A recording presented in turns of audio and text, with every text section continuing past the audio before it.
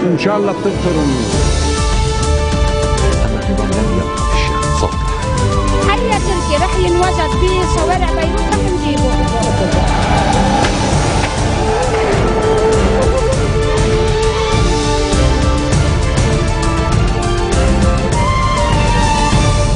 Bonjour à tous et merci de nous rejoindre sur Futur TV pour cette nouvelle édition de la rédaction. Voici les titres de ce journal. Journée de deuil national au Liban au lendemain de l'attentat meurtrier dans la banlieue sud de Beyrouth, fief du Hezbollah. Le bilan provisoire s'élève à 24 morts et plus de 300 blessés. Un groupuscule jusque-là inconnu, les brigades d'Aïcha, revendiquent l'explosion de l'Ouaïs, alors que le Conseil supérieur de la défense mobilise les services de sécurité pour identifier les responsables. Les condamnations se multiplient au Liban comme à l'international. Le Conseil de sécurité de l'ONU appelle les Libanais à respecter la déclaration de Barabda et à rester à l'écart de la crise syrienne. Et dans ce journal, on ira aussi en Égypte où les frères musulmans ont promis un vendredi de la colère, 2 jours après la répression des pro-Morsi qui a fait plus de 600 morts. Le pouvoir égyptien a prévenu qu'il emploierait la force si nécessaire. Au moins 24 morts et plus de 300 blessés. C'est le dernier bilan de l'attentat à la voiture piégée qui a secoué le quartier de Rouaïs dans la banlieue sud de Beyrouth, fief du Hezbollah. La journée a été décrétée deuil national au Liban. Il s'agit de l'attentat le plus sanglant en 3 décennies dans cette zone ultra sécurisée de la capitale libanaise. La charge explosive était d'une puissance équivalente à 60 kg de TNT. L'armée libanaise a appelé les proches des disparus à se rendre au siège de la police à Beyrouth pour effectuer des tests d'ADN afin d'identifier des corps. En effet, beaucoup de résidents ont été bloqués dans leur appartement par l'énorme incendie qui s'est déclaré après la puissante explosion qui a dévasté de nombreux immeubles avoisinants. Pendant ce temps, l'enquête se poursuit sur les lieux de l'explosion. Le ministre sortant de l'Intérieur, Marouane Charbel, a affirmé qu'aucune arrestation n'a eu lieu pour l'instant. Les autorités sécuritaires cherchent à savoir si c'était l'acte d'un kamikaze. Les images filmées par les caméras de surveillance sont en train d'être analysées pour identifier le ou les auteurs de l'attaque. Et puis l'attaque de l'Ouaïs a été revendiquée par un groupuscule jusque-là inconnu, les brigades d'Aïcha, du nom de l'épouse favorite du prophète Mahomet. Dans une vidéo qui n'a pas pu être authentifiée, le groupe, qui se dit proche des rebelles syriens, exige que le Hezbollah cesse d'appuyer le régime de Bachar el-Assad en Syrie voisine. S'adressant explicitement à son chef, l'un des hommes cagoulés déclare, et je cite, « Hassan Nasrallah, nous t'envoyons notre deuxième puissant message, car tu ne comprends toujours pas. » Fin de citation. En effet, il s'agit du deuxième attentat de ce genre à viser la banlieue sud de Beyrouth en l'espace de 5 semaines. Une autre voiture piégée avait explosé le 9 juillet dernier dans le quartier voisin de Bir el-Abed, faisant une 50aine de blessés. Dans une interview télévisée il y a 2 jours, Nasrallah avait justement affirmé avoir pris des mesures pour éviter une autre attaque de ce genre. Il doit s'exprimer publiquement une nouvelle fois à 17h dans quelques instants, donc un discours programmé avant l'explosion de jeudi et qui devait commémorer la fin de la guerre de 2006 entre le Hezbollah et Israël. Il prend évidemment maintenant une tournure très différente. Et puis avec nous par téléphone, Alain Rhone, député du Bloc du Changement et de la Réforme. Monsieur Rhone, merci d'être en ligne avec nous. Oui, je suis là. Donc vous vous êtes rendu ce matin sur le site de l'explosion. Dites-nous ce que vous avez vu. Est-ce que vous avez eu l'occasion de discuter avec des résidents? Qu'est-ce qu'ils ont pu vous dire? Oui, j'ai inspecté un peu les lieux de l'explosion. J'ai discuté un peu avec les équipes qui sont en train de travailler sur le terrain. Bien entendu, le but de cette explosion est de faire le maximum de victimes et de dégâts, de victimes humaines et de dégâts matériels. Elle est faite dans un but terroriste, dans un but meurtrier et dans un endroit, dans une location civile où il y a plein de civils, où il n'y a aucune raison que de tuer des innocents et de provoquer des pertes aussi grandes que possible. Quelles sont les raisons de cet attentat d'après vous? Le spectacle est regrettable et désolant et je crois que, bien sûr, c'est des mains terroristes, qui veulent activer le conflit politico-confessionnel qui se passe dans la région et qui veulent aussi que le Liban soit aussi une de ces scènes, une extension un peu du conflit qui se passe en Syrie, qui ont choisi cette cible qui est symbolique par les habitants de cette région, par ce qu'elle représente pour une partie des Libanais qui est bien connue. Justement, c'est une zone ultra sécurisée de la banlieue de Beyrouth. C'est le deuxième attentat dans ce fief du Hezbollah en l'espace de 5 semaines. Est-ce que d'après vous, le Hezbollah est en train de payer le prix de son implication en Syrie, un prix que peut-être il n'avait pas évalué au départ? Il ne faut pas renverser même s'il y a une part que ça peut être une conséquence du conflit syrien, certainement. Même si c'est vrai, il ne faut pas inverser la donne et trouver des justifications à ceux qui commettent des actes terroristes. Parce que l'acte d'aujourd'hui, ce n'est pas un acte de guerre, c'est un acte de terrorisme, c'est un acte lâche, c'est un acte qui vise des innocents, qui ne peut pas être justifié même par l'implication de Hezbollah en Syrie.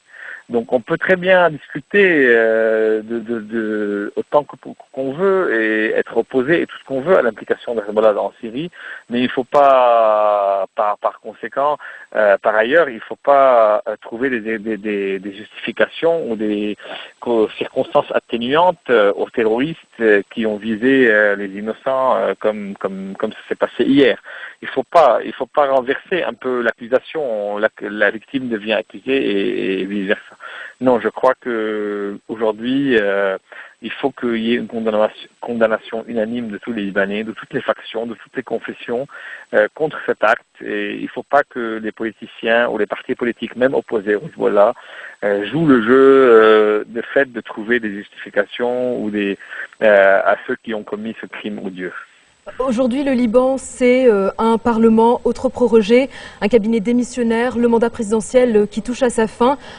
On est devant un véritable vide constitutionnel qui risque de s'imposer sur le Liban très bientôt. Quelle est la solution d'après vous? La solution, c'est que toutes les forces politiques sortent de cet attentisme imposé par la plupart des forces politiques, sauf nous, comme bloc du changement et de réforme, qui refusons de nous rendre à la fatalité qu'on ne peut plus rien faire au Liban avant que le conflit en Syrie ne se termine. Je crois que toutes les forces politiques libanaises doivent ne plus attendre que le conflit en Syrie se termine. On espère qu'il se termine le plus proche possible. Mais il faut sortir de ce mode d'extension qu'on a vécu dernièrement, de ce mode de paralysie qu'on est en train de vivre, parce que les factions libanaises visent, parient sur une évolution quelconque en Syrie et ne veulent pas avancer en interne avant que les choses ne soient claires en Syrie. Je crois que cette logique a tué le pays. Elle a tué les institutions, elle nous a mis tous dans cette ambiance morose, un peu de paralysie généralisée dans le pays à tous les niveaux, touchant même à l'état économique du pays.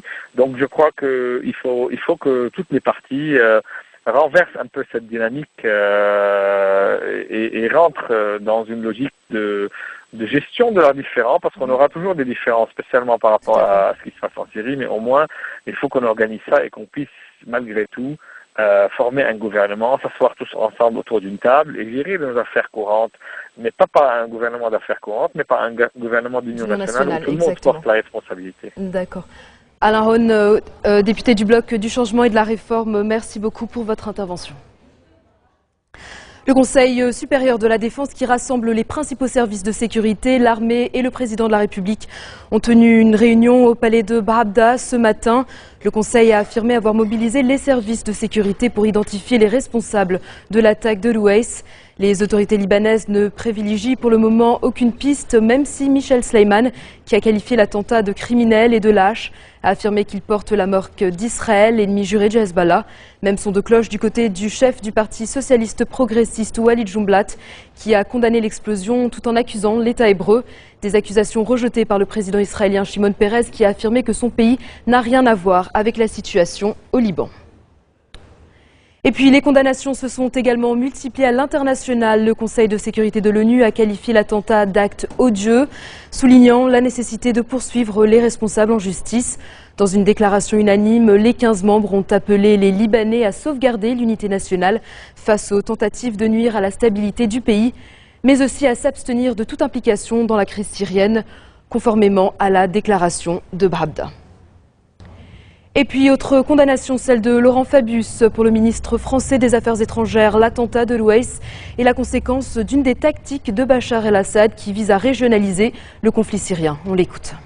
À l'origine, il y a cette volonté de Bachar d'étendre le conflit et le président libanais, M. Slimane, et le gouvernement ont très sagement demandé qu'il y ait une déconnexion entre les deux. Maintenant, quand vous voyez la situation géographique et puis la situation de la population, évidemment le risque existe d'un mélange de plus en plus fort. Hier, c'était le Hezbollah, enfin la zone Hezbollah qui était visée, et il faut donc, nous qui sommes les amis, les cousins, les frères des Libanais, demander avec vraiment beaucoup d'insistance que le Liban soit mis à l'écart de ce qui se passe en Syrie, parce que le risque, c'est un embrasement général. Dans un instant, nous ferons le point sur le processus de paix au Proche-Orient et la visite de Ban Ki-moon dans la région.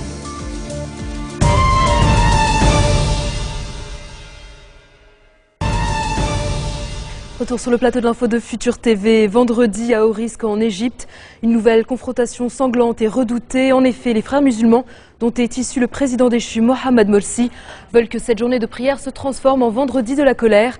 Des défilés sont partis de toutes les mosquées du Caire avant de se rassembler dans le centre de la capitale. C'est un défi au pouvoir militaire qui a destitué Morsi le 3 juillet dernier. Il a annoncé avoir autorisé la police à tirer sur quiconque s'en prendrait aux forces de sécurité et aux bâtiments officiels. Dans la banlieue du Caire, le siège de la province de Gizeh a été détruit par des assaillants islamistes.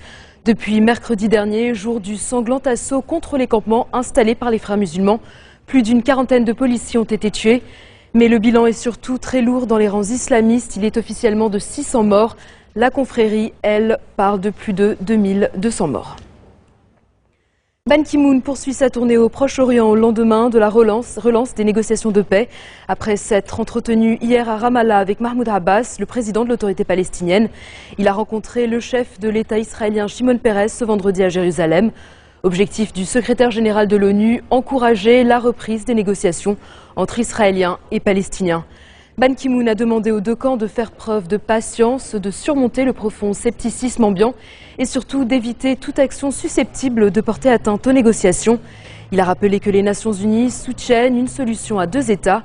Après 3 ans d'absence de dialogue, les deux camps ont repris les discussions mercredi dernier.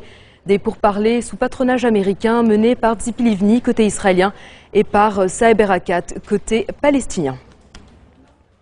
En bref, dans le reste de l'actualité de ce vendredi, il était l'un des avocats les plus controversés et redoutés du barreau de Paris. Maître Jacques Vergès est mort d'une crise cardiaque à l'âge de 88 ans. Il s'était imposé comme le défenseur de personnalités condamnées par l'histoire. Il était connu pour avoir notamment défendu le terroriste Carlos, un Khmer rouge, l'ancien nazi Klaus Barbie ou encore l'ex-président serbe Slobodan Milosevic. En Inde, les plongeurs ont récupéré 3 corps dans le sous-marin militaire indien qui a coulé après une explosion. La marine juge improbable qu'il y ait des survivants.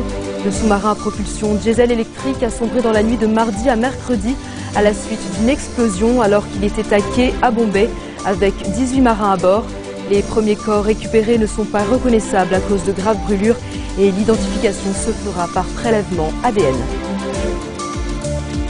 Et puis un puissant séisme d'une magnitude de 6,5 s'est produit en Nouvelle-Zélande près de la capitale Wellington. Aucune victime n'est à déplorer, pas de gros dégâts matériels non plus. Plus de peur que de mal donc pour les habitants d'un pays situé sur une importante zone sismique. Souvenez-vous, en février 2011, la deuxième ville du pays, Christchurch, avait subi un violent tremblement de terre. Le bilan avait alors été de 185 morts. C'est la fin de ce journal. Tout de suite, le rappel des titres qui ont marqué l'actualité de cette journée. Journée de deuil national au Liban au lendemain de l'attentat meurtrier dans la banlieue sud de Beyrouth, Fief du Hezbollah. Le bilan provisoire s'élève à 24 morts et plus de 300 blessés. Un groupuscule jusque-là inconnu, les brigades d'Aïcha revendiquent l'explosion de l'Ouest, alors que le Conseil supérieur de la défense mobilise les services de sécurité pour identifier les responsables. Les condamnations se multiplient au Liban comme à l'international. Le Conseil de sécurité de l'ONU appelle les Libanais à respecter la déclaration de Barabda et rester à l'écart de la crise syrienne. Et puis en Égypte, où les frères musulmans ont promis un vendredi de la colère 2 jours après la répression des pro-Morsi qui a fait plus de 600 morts, le pouvoir égyptien a prévenu qu'il emploierait la force si nécessaire. Merci de votre attention. Retrouvez-nous tous les jours à 16h40 heure de Beyrouth pouvez également nous suivre en ligne sur notre site web ou en téléchargeant notre application mobile. Excellente suite de programme sur notre antenne et bon week-end.